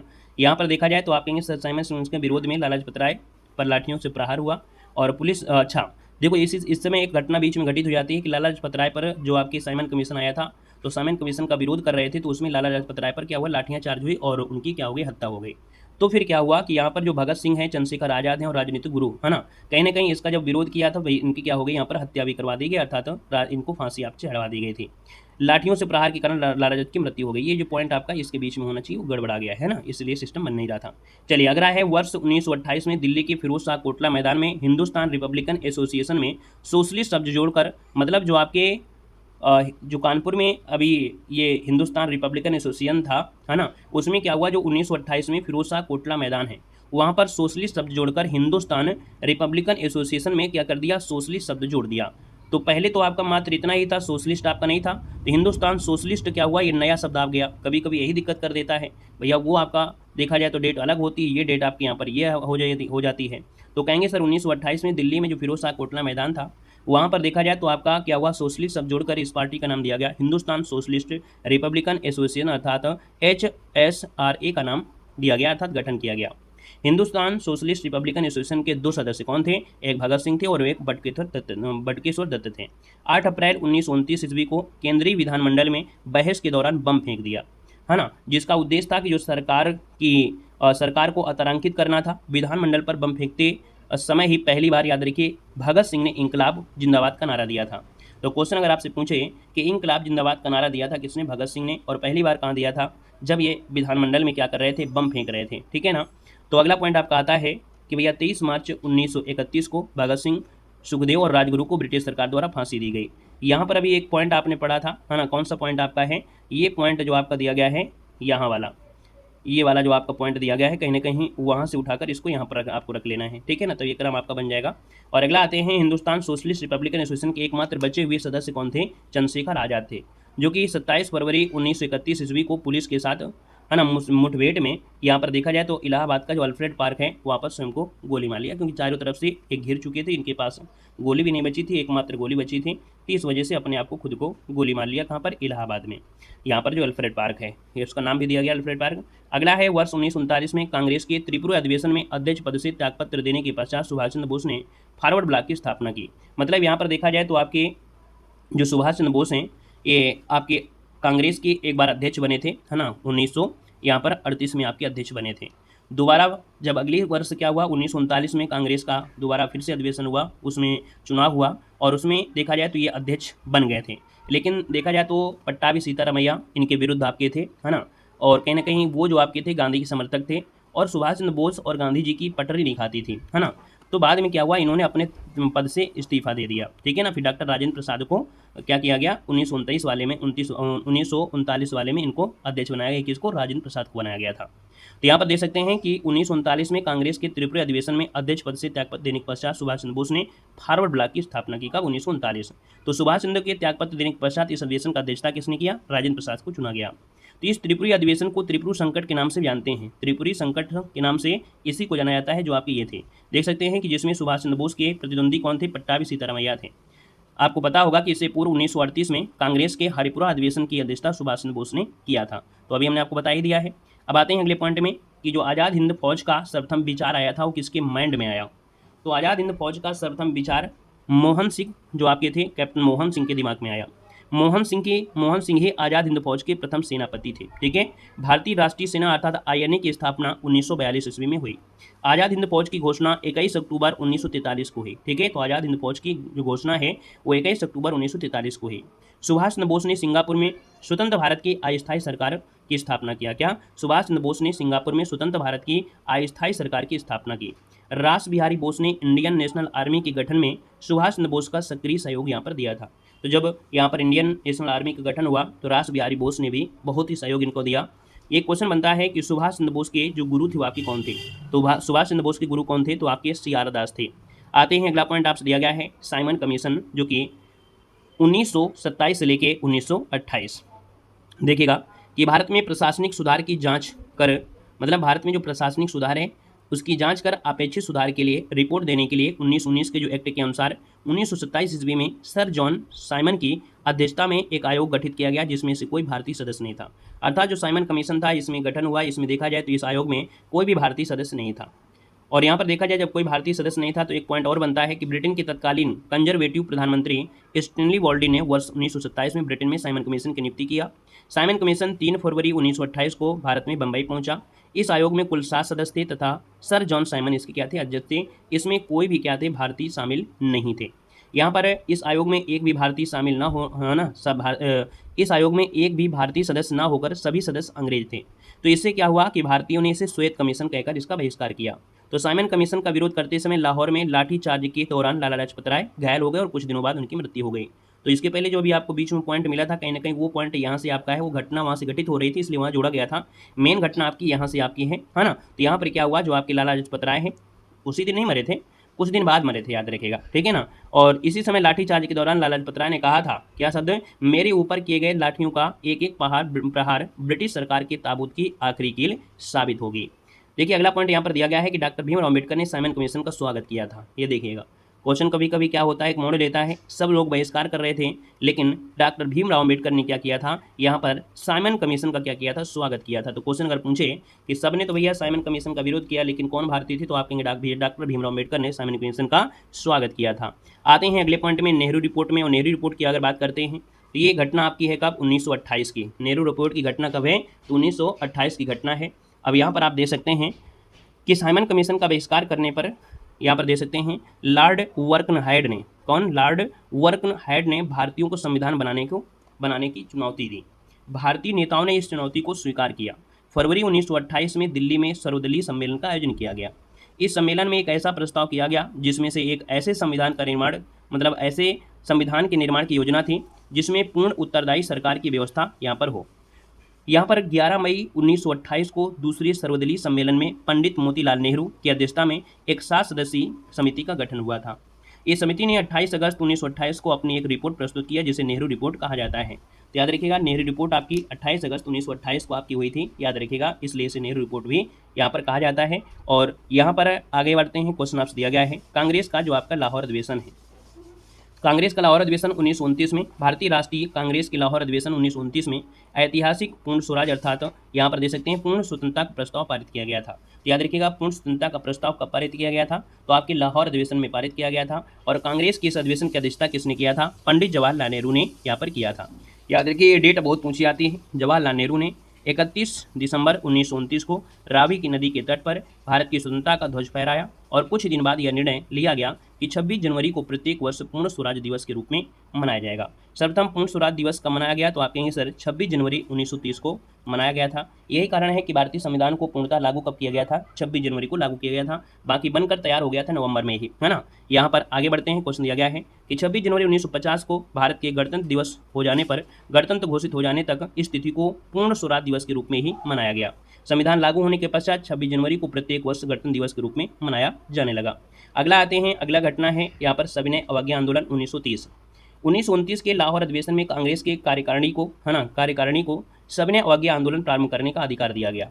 समझिएगा कि 1929 में लाहौर अधिवेशन में कांग्रेस की जो कार्यकारिणी थी उनको सविनय अवज्ञा आंदोलन प्रारंभ करने का अधिकार दिया गया। फरवरी 1930 में साबरमती आश्रम में हुई कांग्रेस के कार्यकारिणी की दूसरी बैठक में महात्मा गांधी को सविनय अवज्ञा आंदोलन प्रारंभ करने का दायित्व सौंपा गया। तो पहले तो ये आपके लाहौर अधिवेशन में हो रहा था, फिर क्या हुआ, दूसरी बैठक हुई, है ना, कांग्रेस की कार्यकारिणी, यह आपके फरवरी 1930 में, और गांधी जी को, है ना, ये आंदोलन प्रारंभ करने का दायित्व सौंप दिया गया। तो बात आती है 12 मार्च 1930 को महात्मा गांधी ने ऐतिहासिक, है ना, यहाँ पर जो सत्याग्रह आपका है प्रारंभ किया और सविनय अवज्ञा आंदोलन की शुरुआत किया था। कब, 12 मार्च 1930 को। गांधी जी ने साबरमती आश्रम में अपने 78 अनुयायियों के साथ डांडी मार्च किया और 24 दिन की लंबी यात्रा के पश्चात 6 अप्रैल 1930 को डांडी में गांधी जी ने सांकेतिक रूप से नमक कानून तोड़ा और यहीं से सविनय अवज्ञा आंदोलन प्रारंभ हो जाता है। तो जितने भी डेट आपसे पूछी जाए याद रखिएगा कि यहाँ पर 12 मार्च 1930 को ये सत्याग्रह प्रारंभ हुआ था और देखा जाए तो 78 अनुयायियों के साथ डांडी मार्च 24 दिन की लंबी यात्रा के पश्चात यहाँ पर एक समय आता है 6 अप्रैल 1930 को, जब डांडी में ये पहुँचे। और जब ये डांडी में पहुँचे तो भैया इन्होंने क्या किया, सांकेतिक रूप से नमक कानून तोड़ा था और यहीं से सविनय अवज्ञा आंदोलन शुरू हो जाता है। यहाँ पर देख सकते हैं कि पश्चिमोत्तर सीमांत, ऐसा नहीं है कि गांधी जी सिर्फ 78 लोगों के साथ गए थे। ये जो गांधी जी का गुट था, है ना, गुट था, उसमें 78 लोग थे, लेकिन हर जगह से लोग जा रहे थे, दक्षिण भारत से भी जा रहे थे, मतलब हर जगह से लोग यहाँ पर धीरे धीरे मिल रहे हैं। जैसे आप लोग क्या करते हैं, कभी लखनऊ में आंदोलन करना होता है, चाहे वो कोई भी भर्ती हो, तो जब आपको आंदोलन करना होता है तो कोई सर आपके दिल्ली से आते हैं, कोई लखनऊ से आते हैं, कोई इलाहाबाद से आते हैं और बोलते हैं कि सबको जाना कहाँ पर है, लखनऊ में। तो ऐसे ही घोषणा यहाँ पर भी हुई थी कि आपको गांधी, मतलब आपको जाना है डांडी में, जो कि नमक सत्याग्रह के लिए। तो गांधी जी जब गए थे तो उनके साथ 78 लोग थे, उसमें कुछ महिलाएं भी थी, लेकिन धीरे धीरे कारवां कितना पहुंच गया, लाखों लोगों के बीच हो गया। अर्थात जब ये गांधी जी पहुंचे थे तो उनके साथ लाखों लोग हो गए थे, ऐसा नहीं कि सिर्फ 78 लोग ही थे, क्योंकि हर जगह से, मतलब दक्षिण भारत से भी लोग आ रहे थे, रास्ते में मिलते चले आ रहे थे। लेकिन जब स्टार्टिंग किया था तो 78 लोग थे। तो इस बात को याद रखना कि सिर्फ 78 लोगों ने ही नहीं किया था, लाखों लोगों का सहयोग था, याद रखिएगा। तो पश्चिमोत्तर सीमा प्रांत में खान अब्दुल गफ्फार खां के नेतृत्व में, देखिए पश्चिमोत्तर सीमा में क्या हुआ कि खान अब्दुल गफ्फार खां के नेतृत्व में सविनय अवज्ञा आंदोलन चला। उनके द्वारा गठित खुदाई खिदमतगार लाल कुर्ती संगठन ने सविनय अवज्ञा आंदोलन में महत्वपूर्ण भूमिका निभाई। तो देखिए यहाँ पर देखा जाता है खुदाई खिदमतगारी क्वेश्चन पूछेगा, है ना, किसकी स्थापना, तो खान अब्दुल गफ्फार का नेतृत्व में हुआ था। और देखा जाए तो यहाँ पर भूमिका इन्होंने निभाई। मणिपुर में हुए जियांत राम, कौन है, मणिपुर में जियात रंग आंदोलन का नेतृत्व रानी गंडगिलू ने किया था। विदेशी पत्रकार कौन थे, तो इस समय जो आपका आंदोलन हो रहा था, मतलब विदेशी पत्रकार इस समय कौन थे महात्मा गांधी के, तो आपके वेब मिलर थे, है ना, क्योंकि अभी 1942 में अभी आपको एक पत्रकार मिलेंगे, है ना, लेकिन यहाँ पर जो आपके हैं अभी सविनय अवज्ञा आंदोलन में वो आपके कौन विदेशी पत्रकार हैं, तो आपके वेब मिलर हैं, याद रखिएगा। दोस्तों याद रखिएगा सविनय अवज्ञा आंदोलन में भाग लेने के लिए आचार्य विनोबा भावे पहली बार गिरफ्तार हुए थे, ठीक है ना। मतलब देखा जाए जो आपका सविनय अवज्ञा आंदोलन था इसमें भाग लेने के लिए आचार्य विनोबा भावे क्या हुए, पहली बार गिरफ्तार हुए। नमक सत्याग्रह के समय गांधी जी के गिरफ्तार होने के बाद सविनय अवज्ञा आंदोलन का नेतृत्व किसने किया था, अब्बास तैयब जी किया। तत्पश्चात सरोजिनी नायडू ने सरधना नामक रोड पर यहाँ पर किया था। कुल मिलाकर देखा जाए गांधी जी कुछ समय बाद क्या हुए, गिरफ्तार हुए। फिर इनका जो नेतृत्व किया अब्बास तैयब जी ने किया और इसके बाद सरोजिनी नायडू ने किया, ठीक है ना। सविनय अवज्ञा आंदोलन में स्त्रियों की भागीदारी की महत्वपूर्ण भूमिका निभाई, है ना। सविनय अवज्ञा आंदोलन में बताया था कि जो स्त्रियां थीं उन्होंने भी महत्वपूर्ण भूमिका निभाई। दांडी यात्रा के समय महात्मा गांधी ने कहा था कि शक्ति के विरुद्ध इस लड़ाई में विश्व की सहानुभूति मैं चाहता हूँ। ठीक है, आगे आते हैं। अगला पॉइंट दिया गया है प्रथम गोलमेज सम्मेलन। चलिए तो देखिए आते हैं प्रथम गोलमेज सम्मेलन जो कि 1930 से आपके 31 है। प्रथम गोलमेज सम्मेलन 12 नवंबर 1930 से 13 जनवरी 1931 तक लंदन में आयोजित किया गया था। इसमें ब्रिटिश शासकों द्वारा भारतीयों को बराबर का दर्जा दिया गया था। इस गोलमेज सम्मेलन में 89 सदस्यों में से 13 ब्रिटिश राजनीतिक दलों के, शेष 76 भारतीय थे, जिसमें से उदारवादी है ना, मुस्लिम लीग, हिंदू महासभा, दलित वर्ग, व्यापारी वर्ग और रजवाड़ों के लोग इसमें से आपके शामिल थे, है ना। तो पहला जो गोलमेज सम्मेलन हुआ उसमें से देखा जाए तो आपके 89 सदस्य थे, 13 आपके ब्रिटिश थे, बाकी आपके भारतीय थे जो कि हर एक क्षेत्र से आपके थे। और इस सम्मेलन का उद्घाटन ब्रिटेन के जो आपके सम्राट थे जॉर्ज पंचम ने किया था। अध्यक्षता दोस्तों किसने किया था? तो प्रधानमंत्री रैमजे मैकडोनाल्ड ने किया था। कांग्रेस की इस अधिवेशन में भाग न लेने के कारण कोई निर्णय नहीं निकल सका। अर्थात इस गोलमेज सम्मेलन में, प्रथम गोलमेज सम्मेलन में, है ना, कांग्रेस की तरफ से कोई नहीं गया। अब गांधी जी किस में थे? कांग्रेस में थे। तो जब गए ही नहीं तो इसका कोई निर्णय नहीं निकल सका। तो भैया ये जो आपका सम्मेलन था अनिश्चित काल के लिए स्थगित कर दिया गया था। ठीक है ना। इसके बाद जब ये नहीं गए तो फिर क्या हुआ कि यहाँ पर गांधी जी और यहाँ पर इरविन से एक समझौता हुआ। देखिए ये कब हुआ? 1931 में महात्मा गांधी और वायसराय इरविन के मध्य 5 मार्च 1931 ईस्वी को एक समझौता हुआ जिसे गांधी इरविन समझौता के नाम से जाना जाता है।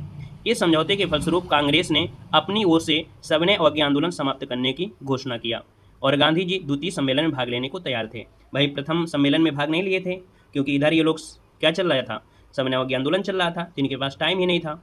फिर इसके बाद यहाँ पर गांधी जी से और इरविन के बीच समझौता हुआ, है ना, कि भैया ये अपना आंदोलन समाप्त करिए और जो भी आपकी मांगे हैं वो आप बताइएगा। तो गांधी जी फिर क्या हुए? द्वितीय गोलमेज सम्मेलन में जाने के लिए तैयार हुए। तो गांधी इरविन समझौते को दिल्ली समझौता भी कहा जाता है।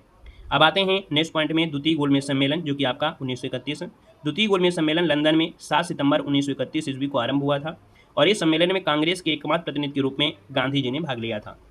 याद रखिएगा कि कांग्रेस के एकमात्र प्रतिनिधि कौन गए थे? गांधी जी यहाँ पर गए थे। गांधी जी कांग्रेस के प्रतिनिधि में जाने के लिए, है ना, कौन से जहाज से गए थे? तो SS राजपूताना नामक जहाज से, है ना, यहाँ पर बम्बई से लंदन गए थे, याद रखेगा। किंतु वहाँ अंबेडकर और जिन्ना के द्वारा ब्रिटिश सरकार के इशारे पर स्वराज्य के स्थान पर अपनी अपनी जात के लिए सुविधाओं की मांग किया। मतलब वहाँ पर जब गए तो वहाँ पर अंबेडकर, देखो गांधी जी और अंबेडकर में अंतर क्या था?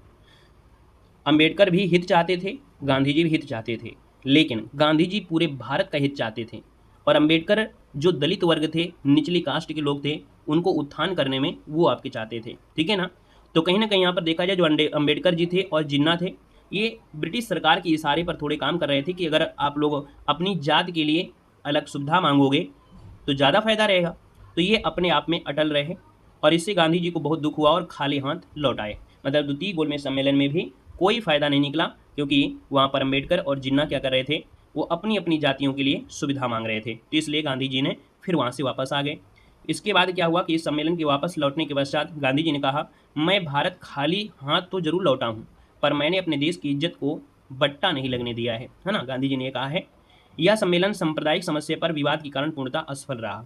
यह सम्मेलन 1 दिसंबर 1931 को समाप्त घोषित कर दिया गया। अब यहाँ पर क्या है? गांधी जी का तो एक ही काम है कि भैया कहीं भी अगर नहीं काम होता है तो हम आंदोलन शुरू कर देंगे। तो गांधी जी वापस फिर से वहाँ से आए। गांधी जी ने पुनः सविनय अवज्ञा आंदोलन प्रारंभ कर दिया। सविनय अवज्ञा आंदोलन प्रारंभ होते ही सरकारी दमन तेज हो गया। ठीक है। इसी समय ब्रिटिश प्रधानमंत्री रैमजे मैकडोनाल्ड ने कम्युनल अवार्ड की घोषणा कर दिया और आंदोलन को नया मोड़ यहाँ पर दे दिया। ये कम्युनल अवार्ड अर्थात जो आपका पूना समझौता है 1932 अगस्त, कब? 16 अगस्त 1932 को विभिन्न समुदायों या संप्रदाय के प्रतिनिधियों ने या प्रतिनिधि के विषय पर ब्रिटिश प्रधानमंत्री रैमजे मैकडोनाल्ड ने एक पंचाट, जिसे कम्युनल अवार्ड कहा गया। इस पंचाट के अनुसार पृथक निर्वाचक पद्धति को न केवल मुसलमानों के लिए अपितु दलित वर्गों के लिए भी लागू कर दिया गया। दलित वर्ग को पृथक निर्वाचन मंडल की सुविधा दिए जाने के विरोध में गांधी जी ने जेल में ही 20 सितंबर 1932 को आमरण अनशन किया। मतलब क्या हुआ? जब रैमजे मैकडोनाल्ड आए तो इन्होंने क्या किया, जो गांधी जी नहीं चाहते थे कि नहीं अलग अलग जाति के लिए हो, सबके लिए हो, बराबर हो, और नहीं चाहते थे कि हिंदू मुस्लिम अलग हों या अलग अलग जातियाँ हो या अलग देश हो, तो इसी के पीछे गांधी जी परेशान थे। लेकिन यहाँ पर क्या हुआ, जब कम्युनल अवार्ड हुआ, पारित हुआ, पुनः समझौता हुआ इसमें से, तो भैया यहाँ पर गांधी जी ने क्या किया, अपने जेल में ही, है ना, वहीं जेल में 20 सितंबर 1932 को आमरण अनशन प्रारंभ कर दिया। फिर इसके बाद क्या हुआ, मदन मोहन मालवीय, डॉक्टर राजेंद्र प्रसाद, जो पुरुषोत्तम दास हैं, राजगोपालाचारी के प्रयत्नों से 5 दिन उपरांत 26 सितंबर 1932 को गांधी जी और दलित नेता कौन थे, अंबेडकर थे, पूना में समझौता हुआ। इस समझौते पर महात्मा गांधी जी ने हस्ताक्षर नहीं किया था, है ना। हमने बताया कि भाई अंबेडकर अपने जात के लिए चाह रहे थे और गांधी जी पूरे भारत के लिए चाह रहे थे। पूना पैक्ट में दलितों के लिए 71 स्थान के स्थान पर, देखो पूना पैक्ट में दलितों के लिए 71 के स्थान पर 147 स्थान आरक्षित किए जाने की मांग थी। इस समझौते के अनुसार दलितों के लिए पृथक निर्वाचक व्यवस्था समाप्त हो गई, मतलब जो चाह रहे थे वो आपका क्या हो गया, पृथक निर्वाचन व्यवस्था यहाँ पर समाप्त हो गई। इसके बाद आता है तृतीय गोलमेज सम्मेलन, जो कि 1932, 17 नवंबर 1932 ईस्वी से 24 दिसंबर 1932 ईस्वी तक, है ना। याद रखिए तृतीय गोलमेज सम्मेलन 17 नवंबर 1932 से 24 दिसंबर 1932 तक आयोजित सम्मेलन लंदन में 46 प्रतिनिधियों की भागीदारी के साथ संपन्न हुआ। मतलब तृतीय गोलमेज सम्मेलन में कितने लोग शामिल हुए, 46। इस सम्मेलन का कांग्रेस ने भैया बहिष्कार किया था, ठीक है ना। इस सम्मेलन में भारत सरकार अधिनियम 1935 को अंतिम रूप दिया गया। तो याद रखिए जो तृतीय गोलमेज सम्मेलन था उसी सम्मेलन में ही याद रखिए जो आपका 1935 का अधिनियम आया है वो वहीं से देन आपका है, याद रखिएगा। भीमराव अंबेडकर ने तीनों गोलमेज सम्मेलन में, है ना, भाग लिया था। क्वेश्चन अगर पूछे कि कौन से आपके नेता थे, दलित नेता थे जो कि तीनों गोलमेज सम्मेलन भाग लिए, तो आपके भीमराव अंबेडकर थे, बाकी और भी लोग थे। अब आते हैं, अगला पॉइंट आता है अगस्त प्रस्ताव 1940। द्वितीय विश्व युद्ध प्रारंभ हुआ, है ना, कब, 1939 में।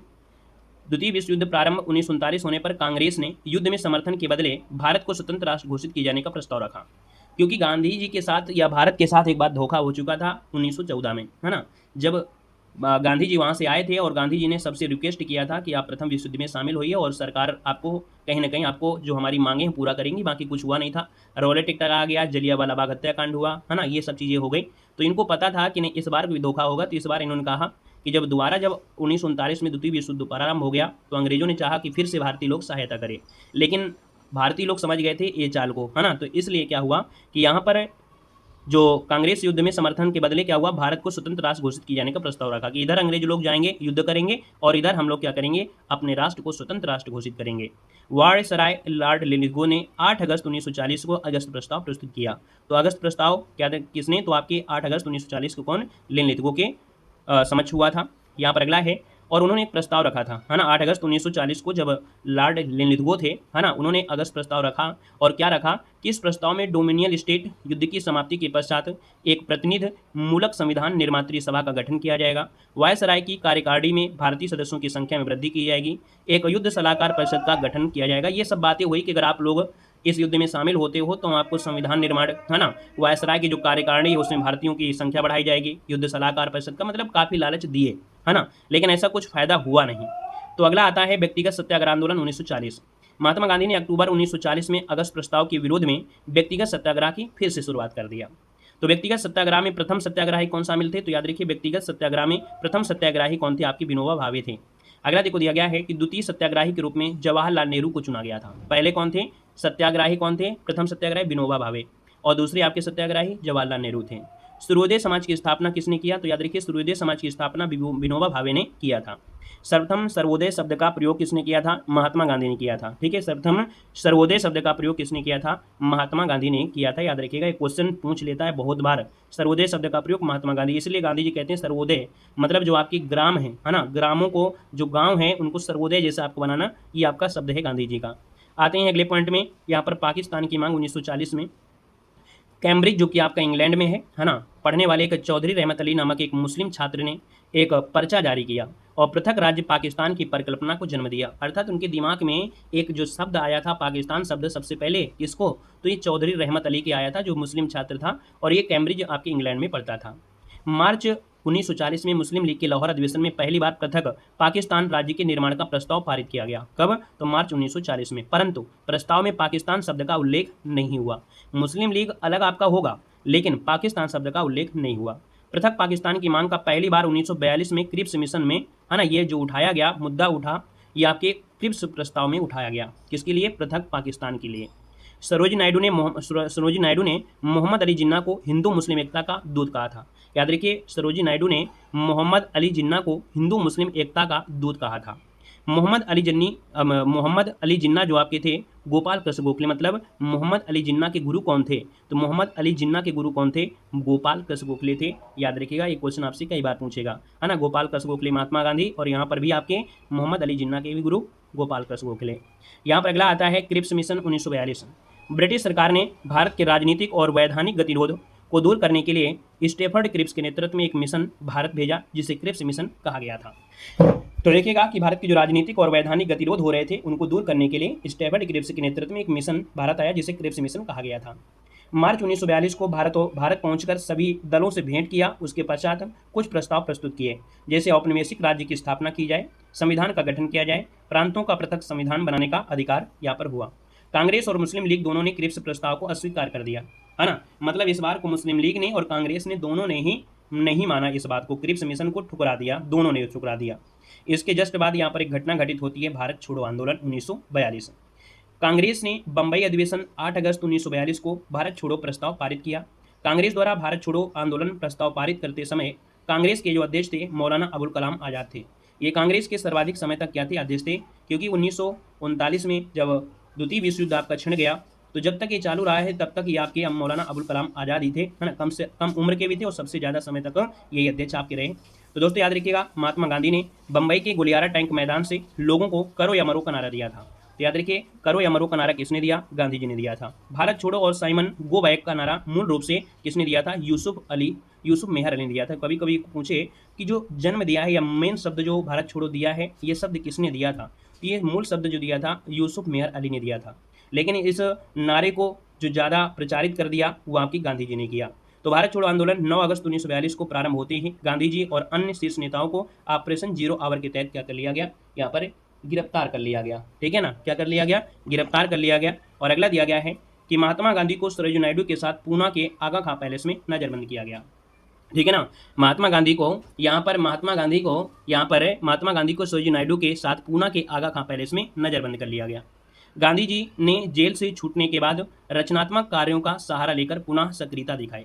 मतलब जब गांधी जी जेल से छूट गए तो भैया फिर से क्या हुआ? इसमें सक्रियता यहाँ पर दिखाया।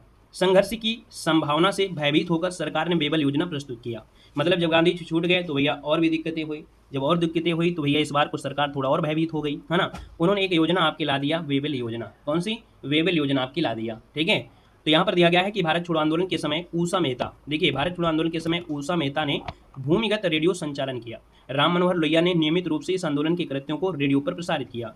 मतलब देखा जाए सब अंडरग्राउंड हो गए थे, और अंडरग्राउंड होने के बाद यहाँ पर एक क्वेश्चन आता है ऊषा मेहता जिन्होंने भूमिगत रेडियो संचालन किया, और इनका फुल्ली सपोर्ट किया था राम मनोहर लोहिया ने, है ना। जितने भी आपके आंदोलन में जो भी क्रियाएं हो रही थी वो आपकी प्रसारित कर रहे थे। भारत छोड़ो आंदोलन के समय महात्मा गांधी के जीवनीकार कौन थे? तो ये कौन थे आपके जीवनीकार? आपके लुईस फिशर थे। कौन थे? Louis Fisher. और उस समय जब आपके आंदोलन था उस समय आपके कौन थे वो बताना है। ये तो आपके जीवनीकार कौन थे? लुईस फिशर थे। वो थे आपके वेबल, है ना। मिलर जो थे आपके मिलर थे। कब? जो आपके डांडी मार्च के समय थे मिलर थे। ये जो आपके हैं जीवनी वो आपके लुईस फिशर हैं, जो कि गांधी जी के साथ थे। भारत छोड़ो आंदोलन के समय देश के कई स्थानों पर समानांतर सरकार की स्थापना की गई, ठीक है। याद रखिए, क्वेश्चन बहुत बनता है। भारत छोड़ो आंदोलन के समय ही देश में कई स्थानों पर समानांतर सरकार की स्थापना हुई। बलिया में देखिए जो उत्तर प्रदेश में पड़ता है, चित्तू पांडे को नेतृत्व में हुई। तामलुक जो कि मिदनापुर बंगाल में आपकी जातीय सरकार के नेतृत्व में। सतारा जो कि महाराष्ट्र में सर्वाधिक समय तक आपकी, याद रखिएगा, ये चली थी आपकी सरकार, सबसे ज़्यादा समय तक चली थी सरकार सतारा, जो आपकी महाराष्ट्र में सर्वाधिक समय तक चली थी। अगला दिया गया है कि भारत छोड़ो आंदोलन के समय महात्मा गांधी ने कहा था कि संपूर्ण आज़ादी से कम हम किसी चीज़ से संतुष्ट नहीं होंगे। मतलब हमको संपूर्ण आज़ादी चाहिए, हमको बहलाना फुसलाना से काम नहीं चलेगा, है ना। हम कोई भी चीज़ से संतुष्ट नहीं होंगे, सिर्फ हमको चाहिए मतलब भारत छोड़ो आंदोलन, मतलब महात्मा गांधी कह रहे हैं हमको संपूर्ण आज़ादी चाहिए। हम भारत को आज़ाद कराएंगे और आज़ादी के प्रयास से दिवंगत हो जाएंगे, है ना। मतलब हम प्रयास पूरा करेंगे कि आज़ाद हो, चाहे हमारी जान क्यों ही न चली जाए। इसके बाद अगली घटना आती है वेबल योजना 1945। अक्टूबर 1943 में लॉर्ड लिथगो के स्थान पर लॉर्ड वेबल भारत के वायसराय बने। उन्होंने भारतीय समस्या को दूर करने के लिए 25 जून 1945 को शिमला में एक सम्मेलन का आयोजन किया, जिसे शिमला सम्मेलन कहा जाता है। तो ये क्वेश्चन आपसे बहुत बार बनेगा कि भैया जो आपका वेबल योजना थी, है ना, इसमें एक सम्मेलन हुआ था, ये आपके शिमला में हुआ था। कब हुआ था? 25 जून 1945 को। तो सम्मेलन में लॉर्ड वेबल द्वारा भारतीय समस्या का हल प्रस्तुत किया गया, जिसे वेबल योजना कहा गया था। तो ब्रेक डाउन, है ना, प्लान वेबल द्वारा तैयार किया गया था। याद रखिए, ब्रेक डाउन प्लान किसके द्वारा? वेबल द्वारा तैयार किया गया था। इस योजना में कहा गया था कि वायसराय एवं प्रधान सेनापति के अतिरिक्त वायसराय की परिषद में सभी सदस्य भारतीय होंगे। मतलब अब कहा गया कि जितने भी सदस्य होंगे सब भारतीय होंगे, सिर्फ एक वायसराय होंगे हमारी तरफ से, मतलब अंग्रेजों की तरफ से एक प्रधान सेनापति होंगे। इसके अतिरिक्त वायसराय की परिषद में सभी सदस्य क्या होंगे, भारतीय होंगे। वायसराय की कार्यकारिणी में परिषद में मुसलमानों और हिंदुओं को समान प्रतिनिधित्व मिलेगा और यह परिषद एक अंतरिम राष्ट्रीय सरकार जैसी ही होगी। ठीक है ना, उन्होंने कह दिया कि सब कुछ तुम्हारा ही है, बस मेन जो आपके होंगे वो कौन होंगे, एक वायसराय होंगे और प्रधान सेनापति होंगे। युद्ध के बाद भारतीय स्वयं अपने संविधान का निर्माण करेंगे। मतलब जब युद्ध आपका द्वितीय विश्व युद्ध चल रहा था, ये युद्ध हो जाएगा, उसके बाद जो भारतीय संविधान है वो स्वयं से निर्माण करेंगे, भारतीय लोग ही करेंगे, याद रखिएगा, इन्होंने ये कहा। इसके बाद क्या हुआ, अगली घटना घटित होती है कैबिनेट मिशन 1946। जनवरी 1946 में ब्रिटिश प्रधानमंत्री कौन थी, एटली थी। क्वेश्चन पूछेगा कि भैया जब कैबिनेट मिशन था कब, जनवरी 1946 में, तो ब्रिटिश प्रधानमंत्री कौन थे, एटली थे। इन्होंने भारतीय नेताओं से अनौपचारिक विचार विमर्श हेतु एक सदस्यीय दल जो कि कैबिनेट मिशन भारत भेजने का निश्चय किया। कौन, कैबिनेट मिशन। तो भैया 24 मार्च 1946 को, कब, 24 मार्च 1946 को कैबिनेट मिशन कब आया, भारत आया था, कब, 24 मार्च 1946। इसके अध्यक्ष कौन थे, तो आपके पैथिक लॉरेंस थे। दो अन्य सदस्य थे आपके, है ना, स्टीफन क्रिप्स और आपके एवी अलेक्जेंडर थे। और एवी अलेक्जेंडर जो आपके थे वो नौसेना अध्यक्ष थे। कैबिनेट मिशन ने शिमला में एक सम्मेलन आयोजित किया जिसमें कांग्रेस और मुस्लिम लीग के तीन सदस्य आपके सम्मिलित हुए। तो ये जो सम्मेलन हुआ था, है ना, ये शिमला में हुआ था और इसमें कांग्रेस और मुस्लिम लीग के तीन सदस्य क्या हुए, इसमें शामिल हुए। यह सम्मेलन 5 मई 1946 से 11 मई 1946 तक चला था। ये जो सम्मेलन था 5 मई 1946 से लेके 11 मई 1946 तक चला था। सम्मेलन में सर्वसम्मत निर्णय न होने पाने की स्थिति में कैबिनेट मिशन ने 16 मई 1946 को अपने प्रस्ताव की घोषणा किया था। मतलब इस सम्मेलन में भी कोई निर्णय नहीं लिया, जबकि तीन लोग इसमें क्या थे, तीन जो लोग थे यहाँ पर आपके शामिल थे। ठीक है ना, लेकिन फिर भी इस कह सकते हैं सम्मेलन में कोई निर्णय नहीं निकला और 16 मई 1946 को अपने प्रस्ताव की घोषणा यहाँ पर किया। कैबिनेट मिशन आगमन के समय भारतीय राष्ट्रीय कांग्रेस के अध्यक्ष कौन थे, अबुल कलाम आजाद थे। ठीक है ना, कैबिनेट मिशन योजना के अंतर्गत संविधान सभा का निर्माण किया गया। ठीक है, कैबिनेट मिशन योजना के तहत अगर क्वेश्चन पूछे कि संविधान सभा का निर्माण जो किया गया था किस योजना के तहत, तो कैबिनेट मिशन योजना के तहत किया गया था। अगला है एटली की घोषणा। ये क्वेश्चन बहुत बनता है कि भैया जो एटली की घोषणा हुई थी वो आपकी 1947 में, याद रखिए ब्रिटिश प्रधानमंत्री थी, है ना, कौन, एटली। उन्होंने हाउस ऑफ कॉमन्स में 20 फरवरी 1947 को एक ऐतिहासिक घोषणा कर दिया और कहा कि अंग्रेज जून 1948 के पहले ही उत्तरदायी लोगों की सत्ता हस्तांतरित करने के उपरांत भारत छोड़ देंगे। मतलब इटली ने घोषणा कर दिया कि 20 फरवरी 1900 कह सकते हैं अंग्रेज क्या करेंगे। ये जो घोषणा हुई थी वो 20 फरवरी 1947 को घोषणा की गई और कहा कि अंग्रेज जो हैं वो जून 1948 से पहले ही ये जो जितना भी उत्तरदायी है वो लोगों को सौंप देंगे और भारत को छोड़ देंगे। ठीक है ना, तो ये घोषणा आपको जरूर याद रखना है। अगला आती है घोषणा माउंटबेटन योजना और स्वतंत्रता की प्राप्ति।